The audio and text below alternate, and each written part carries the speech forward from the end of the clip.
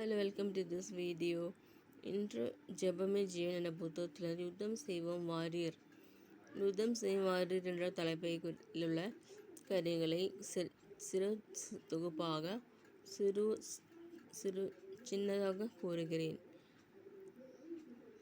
அதாவது, நாம் போர்க்களத்தில் உள்ளோம். இந்த உலகத்தில் நாம் வாழ்வது ஒரு போர்க்களத்தில். இதில் வெற்றி பெறுவது யார் என்பதுதான் இதில் முக்கியம். குதிரை யுத்த நாளுக்காக ஆயத்தப்படும் ஜெயமோ கத்தரால் வரும்.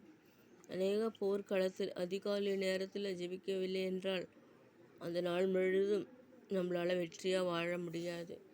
ஆகவே அதிகாலையில் ஈவன் நம்முடைய எனிமீஸ்க்காகவும் ஜெபம் பண்ணணும். அதிகாலையில் எழுந்து அவ்வாறு ஜெபிக்கும் பொழுது இதெல்லாம் சங்கரிக்கப்படுவதாக. அடுத்தவரிடமிருந்து வரும் அதைரியம். நீங்கள் ஜெபம் பண்ண துவங்கியதும் பிசாசு தமது சேனைகளில் சிலரை ஏவி விடுவான். உங்களை பல விதத்தில் அதிரைப்படுத்துவார்கள். உங்களின் ஜெப வாஞ்சியை பிறரால் விளங்கிக் கொள்ள முடியாது. உங்கள் ஜெபங்கள் வினோதமாய் தெரியும். பகடை செய்வோர் எழும்பி விடுவார்கள். உங்கள் ஜெபங்களை பாராட்ட மாட்டார்கள். இதை கண்டு உங்கள் மனம் சோர்ந்துவிடும். ஜெபிக்கிறதில் உற்சாகம் இழந்து விடுவீர்கள். இது சாத்தானின் சதி என்பதை அறிந்து கொண்டு நீங்கள் விழித்து எழும்ப வேண்டும். ஆகவே சாத்தானுடைய வழியினால் நம்ம எழும்ப வேண்டும். விழிப்போடு ஜெபம் பண்ண வேண்டும். ஜெபம் பண்ணுறது முதலில் கொஞ்சம் சிரமமாக இருக்கும். அது சின்னதாக சிறு அளவில் முன்போட்டு போக வேண்டும். உங்களிடமிருந்து வரும் அதைரியம் வெளியிலிருந்து வரும் நிந்தையை சகித்து விடலாம். ஆனால் உங்களிடத்திலிருந்து வரும் அதைரியத்தை சமாளிப்பது கடினம்.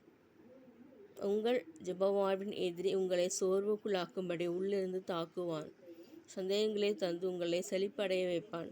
சந்தேகமும் சோர்வும் சாத்தானின் மிகப்பெரிய ஆயுதம். இந்த ஆபத்திற்கு பலியானோர் அதிகம். இனி ஜெபிக்க முடியாது. ஜெபம் என்றெல்லாம் எண்ணங்கள் வரும்.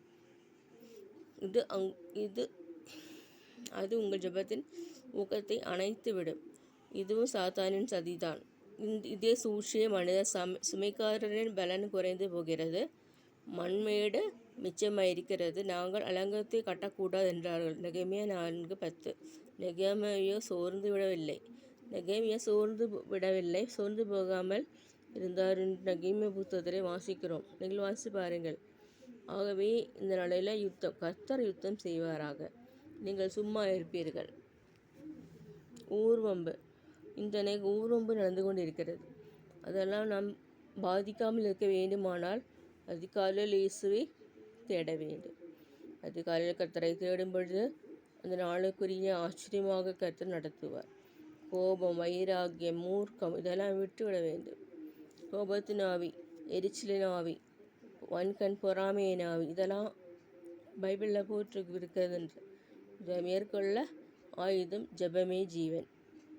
ஆமீன்.